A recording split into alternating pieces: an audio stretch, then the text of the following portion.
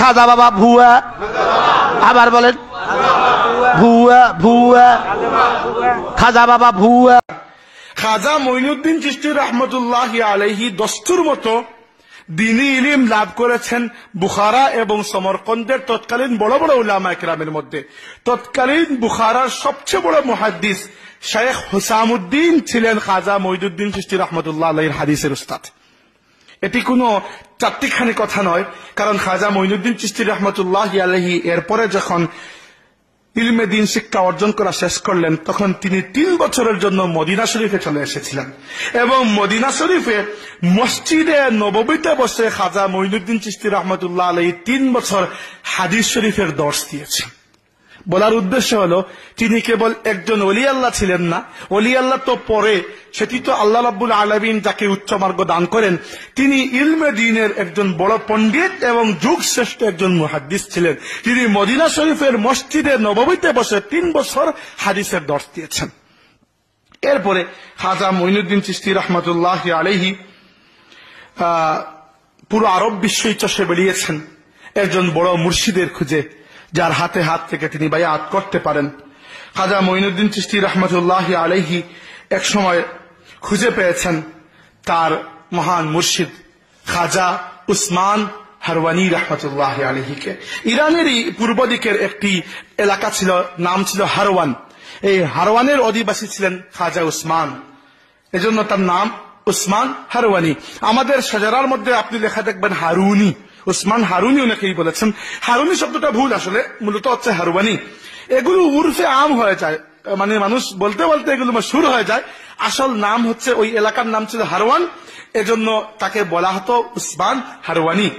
উসমান হারওয়ানি রহমতুল্লাহি আলাইহির সাথে সাক্ষাৎ হলো খাজা মঈনুদ্দিন চিশতি রহমতুল্লাহি আলাইহির, এবং তিনি তাকে খেলাফত দান করলেন। আগের যুগে খেলাফতের সিস্টেম ছিল এরকম, খেলাফত দান করার পরে একটি খিরকা পরিয়ে দেয়া হতো। খিরকা হচ্ছে ওই, আপনারা দেখেছেন অনেক সময় ইমাম সাহেব যখন ঈদের নামাজে খুতবা দেন, তখন পাঞ্জাবির উপর একটি পরিধান করেন, খিরকা। এটিকে বলা হয় খিরকা, মানে এক ধরনের কাপড়, সেটি বরকতময়।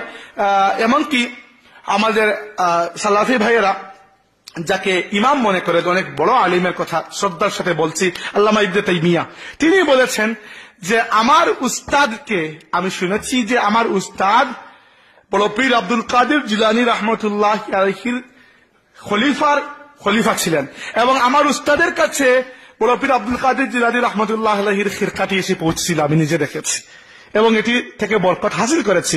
অর্থাৎ এই খিরকাগুলো আউলিয়া কেরামের বরকত। এগুলো আপনি যদি বলেন এগুলোর দলিল কি, রাসূলুল্লাহ সাল্লাল্লাহু আলাইহি ওয়াসাল্লামের ইন্তেকালের পরে সাহাবায়ে কেরাম আল্লাহর নবী সাল্লাল্লাহু আলাইহি ওয়াসাল্লামের শরীর থেকে কাপড় মুবারক যেগুলো খুলে রাখা হয়েছিল, কাপড় মুবারক যার যার মধ্যে বন্টন করে নিয়েছেন। উম্মে সালামা রাদিয়াল্লাহু আনহা বলেছেন যে আমার কাছে আল্লাহর নবীর একটু কাপড় ছিল, কোন গর্ভবতী মহিলা আসলে আমি এটি ভিজিয়ে পানি খাওয়াতাম, আল্লাহ রাব্বুল আলামিন গর্ভকে আসান করে দিতেন। তাবাররুক ইসলামে জায়েজ, তবে হ্যাঁ জায়েজ তাবাররুক, জায়েজ তাবাররুক যার সম্পর্ক আল্লাহর সাথে, সেটি জায়েজ। এমনিতে তো আপনার বানানো কিছু অবশ্যই দিনের মধ্যে বিদআত হয়ে যাবে, কিন্তু জায়েজ তাবাররুক যেটি, সেটি জায়েজ। আউলিয়া কেরাম, আমরা যেরকম মাদ্রাসায় এখন পাস করলে পাগড়ি দেয়া হয়, আমি কামিল পাস করেছি, আমাকে পাগড়ি দেওয়া হয়েছে, আবার বিশ্ববিদ্যালয় থেকে গ্রাজুয়েশন করেছি, আমাকে ওই কালো একটি কোট দেওয়া হয়েছে, মাথায় একটি ক্যাপ, আপনারা অনেকেই হয়তো জানেন এগুলো। তো এগুলো কি?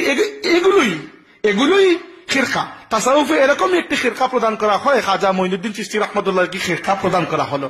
যাকে খিরকা প্রদান করা হতো তিনি নিজেই কোন একটি জায়গায় গিয়ে আবাদ করার অনুমতি পেয়ে যেতেন, কিন্তু খাজা মঈনুদ্দিন চিশতি রাহমাতুল্লাহ আলাইহি কি যেন মনে করলেন, তিনি মুর্শিদকে বললেন যে আপনি যতদিন জীবিত আছেন আমি আপনাকে ছেড়ে যাব না। এরপর থেকে উসমান হারুনি রহমতুল্লাহ আলাইহি 20 বছর জীবিত ছিলেন। খাজা মঈনুদ্দিন চিশতি রহমতুল্লাহ আলাইহি খেলাফত পাওয়ার পরও 20টি বছর মুর্শিদের খেদমতে পার করেছেন। এটি তার বিনয়। একবার খাজা উসমান হারুনি রহমতুল্লাহ আলাইহি, মঈনুদ্দিন চিশতি রহমতুল্লাহ আলাইহির বয়স ছিল মাত্র 24 বছর, তাকে নিয়ে গেলেন কাবা শরীফ জিয়ারতে, এবং জিয়ারত করে তৎকালীন সময় এত ভিড় হতো না, আর এমনিতেই মুসলিম বিশ্বের অবস্থা তখন তেমন ভালো ছিল না, তো মানুষ হজেও কম আসতো। খাজা মঈনুদ্দিন চিশতি রহমতুল্লাহ আলাইহিকে নিয়ে প্রবেশ করলেন কাবা শরীফের হাতিমের মধ্যে, এবং আমরা জানি হাতিম কিন্তু কাবা শরীফেরই অংশ। হাতিম কাবা শরীফের অংশ। কাবা শরীফের যে শেপ, চারকুনা বর্তমানে আমরা দেখছি, কাবা শরীফ মূলত রেক্টেঙ্গেল। রেক্টেঙ্গেল বলা হয় যে দৈর্ঘ্য থেকে প্রস্থটি একটু বড়। এই টেবিলটি কিন্তু দৈর্ঘ্য প্রস্থ সমান নয়, কিন্তু আপনারা যারা দেখতে পাচ্ছেন এটিকে বলা হয় রেক্টেঙ্গেল, অর্থাৎ চারদিক সমান নয়। কাবা শরীফ এরকম, প্রস্থটা একটু বেশি, দৈর্ঘ্যটা একটু কম ছিল। কিন্তু রাসূলুল্লাহ সাল্লাল্লাহু আলাইহি ওয়াসাল্লামের যুগে যখন কাবা শরীফ আবার তৈরি করা হচ্ছিল, ইসলামের আগেই, তখন আরবরা তাদের কাছে টাকা পয়সা কম ছিল, এজন্য কম বানিয়েছিল, বাকিটুকু বানায় নাই। পরবর্তী এরা এটির প্রতি শ্রদ্ধা দেখিয়ে আর কাবা শরীফের শেপ বাড়ান নাই। কিন্তু হাতিম যেহেতু কাবা শরীফের ভেতরেই, তাই হাতিমের মধ্যে নামাজ পড়াকে আল্লাহর নবী কাবা শরীফের ভেতরে নামাজ পড়ার মতো সওয়াব ডিক্লেয়ার করে দিয়েছেন। হাতিমের মধ্যে মঈনুদ্দিন চিশতি রাহমাতুল্লাহি আলাইহিকে প্রবেশ করিয়ে উসমান হারুনি রাহমাতুল্লাহ আলাইহি দোয়া করলেন, আল্লাহ আমার মঈনুদ্দিনকে তুমি কবুল করো। আল্লাহ রাব্বুল আলামিন যেভাবে আল্লাহর শান জানিয়ে দিলেন যে মঈনুদ্দিন আমার মাহবুব বান্দাদের মধ্যে একজন বান্দা। এবার এটি আল্লাহ তার বান্দার হৃদয়ের মধ্যে ঢেলে দিতে পারেন, অথবা তিনি কোনো আওয়াজ শুনেছেন, সেটি আমাদের পক্ষে জানা সম্ভব নয়। আমরা যেটি পেয়েছি সেটি আপনাদের কাছে পৌঁছে দিচ্ছি। আল্লাহ রাব্বুল আলামিন কবুল করলেন। এরপরে তিনি রাসূলুল্লাহ সাল্লাল্লাহু আলাইহি ওয়াসাল্লামের জিয়ারতে মঈনুদ্দিন চিশতিকে নিয়ে গেলেন। একটি মাসলার কথা বলে যায় মধ্যখানে, উম্মতের ইতিহাসে এই বিষয়টি নিয়ে কখনো কোনো বিতর্কের সৃষ্টি হয় নাই যে রাসূলুল্লাহ সাল্লাল্লাহু আলাইহি ওয়াসাল্লামের কবর জিয়ারতে যাওয়া জায়েজ কিনা জায়েজ। বরং এই উম্মতের ঐক্যমত যে এই দুনিয়ার সবচেয়ে বড় নেকির কাজগুলোর মধ্যে একটি কাজ হচ্ছে রওদায়ে রাসূলে হাজিরি দেয়া। কিন্তু বড় আফসোসের বিষয়, অত্যন্ত বড় আলিম হওয়া সত্ত্বেও, হাফিজে হাদিস হওয়া সত্ত্বেও আল্লামা ইবনে তাইমিয়া মরহুম তিনি ফতোয়া দিয়েছেন, এবং উম্মতের ইতিহাসে এই ফতোয়া এর আগে আর কেউই দেয় নাই, কেউই দেয় না। তিনি ফতোয়া দিয়েছেন যে রওদায়ে রাসূল জিয়ারতের উদ্দেশ্যে মদিনা শরীফে যাওয়া নাকি হারাম। নাউজুবিল্লাহ। তিনি বড় আলিম, শ্রদ্ধার সাথে আমি তার নাম নিচ্ছি, কিন্তু বড় আলিমের সব ফতোয়াই যে আমাকে মানতে হবে এরকম কিছু নয়। বিশেষ করে যখন কোনো কিছু আমার নবী সাল্লাল্লাহু আলাইহি ওয়াসাল্লামের সাথে চলে আসে, অন্য কোনো আলিমের কথা আমরা মানতে পারি না। কিন্তু বড় আফসোসের বিষয়, আজ পর্যন্ত সালাফি আহলে হাদিস এবং নজদি দাওয়াতের অন্তর্ভুক্ত উলামায়ে কেরাম যারা এই ফতোয়া নিয়েই চলছেন। বড় আশ্চর্যের বিষয়, এখনো আপনি যখন মক্কা শরীফ থেকে বাই রোড রওনা দিবেন মদিনা তৈয়বায় যাওয়ার জন্য, প্রতিমধ্যে যতগুলো হোটেলে আপনি উঠবেন, রেস্টুরেন্টে আপনি খাবার খাবেন, দেখবেন যে কুদুম মুবারাকুন লেখা আছে, স্বাগতম। কাদেরকে? হুজ্জাজদেরকে, যারা হাজি, মুতামিরিন যারা উমরাকারী, এবং যারা জাইরিনে মসজিদে রাসূল, যারা আল্লাহর নবীর মসজিদের জিয়ারত করতে যাচ্ছেন তাদের জন্য। মসজিদের জিয়ারত করতে তো আমরা যাচ্ছি না, রাসূলুল্লাহ সাল্লাল্লাহু আলাইহি ওয়াসাল্লামের রওজাত মুবারক জিয়ারত করতে আমরা যাচ্ছি। হ্যাঁ, মসজিদও একটি উদ্দেশ্য, অন্যতম উদ্দেশ্য, কারণ এই মসজিদে নামাজ পড়ার অনেক সওয়াব রয়েছে, কিন্তু আমাদের মূল উদ্দেশ্য হচ্ছে রওজায়ে রাসূল জিয়ারতের। আপনার দলিল কি? মুসনাদে আহমদ কিতাবের মধ্যে হাদিস রয়েছে, আব্দুল্লাহ ইবনে ওমর রাদিয়াল্লাহু আনহু যখনই মদিনা শরীফ থেকে বাইরে যেতেন আর যখনই মদিনায় এসে প্রবেশ করতেন, সর্বপ্রথম রাসূলুল্লাহ সাল্লাল্লাহু আলাইহি ওয়াসাল্লামের কবর শরীফের সামনে এসে দাঁড়াতেন, দাঁড়িয়ে বলতেন আসসালামু আলাইকা ইয়া রাসূলুল্লাহ। আর একটু ডান দিকে গিয়ে আসসালামু আলাইকা ইয়া আবা বকর সিদ্দিক, আর একটু ডান দিকে গিয়ে আসসালামু আলাইকা ইয়া আবাতা, তার বাবাকে সালাম দিতেন, এরপরে ঘুরে যেতেন। তো তিনি তো জিয়ারতের উদ্দেশ্যেই মসজিদে এসেছেন, নামাজের সময় হোক কিংবা না হোক। এটি একেবারেই ভ্রান্ত একটি ফতোয়া, এবং এই ফতোয়ার তারা যে দলিল দেন, রাসূলুল্লাহ সাল্লাল্লাহু আলাইহি ওয়াসাল্লামের হাদিস রয়েছে, সহিহ বুখারীতে হাদিস রয়েছে, হাদিস সহিহ, লা তুসাদ্দুর রিহাল ইল্লা ইলা সালাসাতি মাসাজিদ। আল্লাহ নবী বলেছেন, তিনটি মসজিদ ছাড়া অন্য কোন জায়গার উদ্দেশ্যে তোমরা সফর করো না। এই হাদিসের আরেকটি সনদ রয়েছে মুসনাদে আহমদ কিতাবের মধ্যে, সেই কিতাবে এই হাদিসের আরেকটি লম্বা ভার্সন, সেখানে লেখা আছে এই তিনটি মসজিদ ছাড়া অন্য কোন মসজিদের উদ্দেশ্যে তোমরা ভ্রমণ করো না। অর্থ কি? অর্থ হচ্ছে এই তিনটি মসজিদ ছাড়া, কাবা শরীফের মসজিদ, মসজিদুল হারাম, মসজিদে নববী মদিনা শরীফের মসজিদ, এবং মসজিদুল আকসা জেরুজালেম, এই তিনটি মসজিদে আলাদা সওয়াব রয়েছে। কাবা শরীফে এক রাকাত নামাজ পড়া 1 লক্ষ রাকাতের সওয়াব, মসজিদে নববীতে 50,000, এবং বাইতুল মুকাদ্দাস বা মসজিদুল আকসায় 25,000। আমরা জানি বাকি সমস্ত মসজিদগুলোতে দুনিয়ার যে জায়গায় মসজিদ হোক নামাজের সওয়াব সমান। আল্লাহ নবী বলেছেন আপনাকে যে অন্য কোন মসজিদে অধিক সওয়াব হাসিলের উদ্দেশ্যে তোমরা চেও না, লাভ নাই তো, কারণ সব মসজিদে আপনার এই মসজিদে নামাজের সওয়াব যেরকম আর কালেক্টরেট মসজিদে নামাজের সওয়াব একই, ওই মসজিদ বড়, এজন্য সওয়াব বেশি নয়, এটি বুঝাতে চেয়েছেন।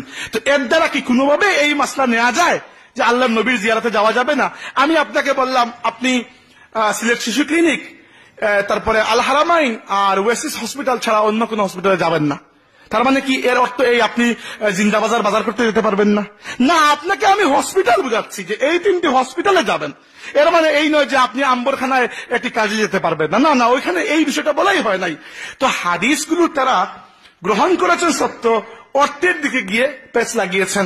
ইবনে তাইমিয়া ভুল করেছেন, তার নিয়তের উপর আমি হামলা করছি না, কিন্তু ভুল তো করেছেন। পরবর্তী এদের জন্য তো শুদ্ধ করা উচিত ছিল, কিন্তু আফসোসের বিষয়ে মানুষ যখন এক চোখ বন্ধ করে দুনিয়াকে দেখতে যায় তখন বারবার হুচট খায়। আল্লাহ রাব্বুল আলামিন আমাদেরকে 2 চোখ খুলে দুনিয়াটি দেখার তৌফিক দিন, আমিন। এটি বড় জরুরি বিষয়। খাজা মঈনুদ্দিন চিশতি রহমতুল্লাহি আলাইহিকে নিয়ে উসমান হারওয়ানি রহমতুল্লাহি আলাইহি চলে গেলেন রাসূলুল্লাহ সাল্লাল্লাহু আলাইহি ওয়াসাল্লামের রওজা শরীফ জিয়ারতে। সেখানে গিয়ে তিনি রওজা শরীফের পাশে দাঁড়িয়ে বললেন, ইয়া রাসূলুল্লাহ, মঈনুদ্দিনকে আপনি কবুল করুন। বললেন মঈনুদ্দিন, প্রথমে বললেন মঈনুদ্দিন তুমি নবী সাল্লাল্লাহু আলাইহি ওয়াসাল্লামকে সালাম দাও। মঈনুদ্দিন চিশতি রাহমাতুল্লাহ আলাইহি সালাম দিলেন, আসসালাতু ওয়াসসালামু আলাইকা ইয়া রাসূলুল্লাহ। এবং অন্য কেউ শুনেছেন কিনা জানি না, কিতাবে এসেছে যে তারা দুজনই রাসূলুল্লাহ সাল্লাল্লাহু আলাইহি ওয়াসাল্লামের জবাব শুনতে পেয়েছেন। এবার এখানে আমার একটি কথা হচ্ছে যে জবাব তো আল্লাহর নবী দেন, এটি আমরা হাদিসে পেয়েছি। মা মিন আহাদিন ইউসাল্লিমু আলাইয়া ইল্লা রাদ্দাল্লাহু আলাইয়া রূহি হাত্তা আরুদ্দা আলাইহিস সালাম। আমার উম্মত যখন সালাম দেয় আমি তার সালামের জবাব দেই। হ্যাঁ, এবার আপনি শুনতে পান না, মঈনুদ্দিন শুনতে পেয়েছেন, আপনি আপনাকে মঈনুদ্দিনের পর্যায়ে নিয়ে যান, তাহলে শুনতে পাবেন। জবাব তো আল্লাহর নবী দিচ্ছেন। হ্যাঁ, আপনার কান, আপনার রিসিভারই অত পাওয়ারফুল নয়। এবার আপনার এখানে ওটিকে অস্বীকার করার কোনো কারণ নেই। আপনার কান যদি ওই পর্যায়ে পৌঁছে যায় তাহলে তো আপনি নবীর সালামের জবাব তো শুনতেই পারবেন।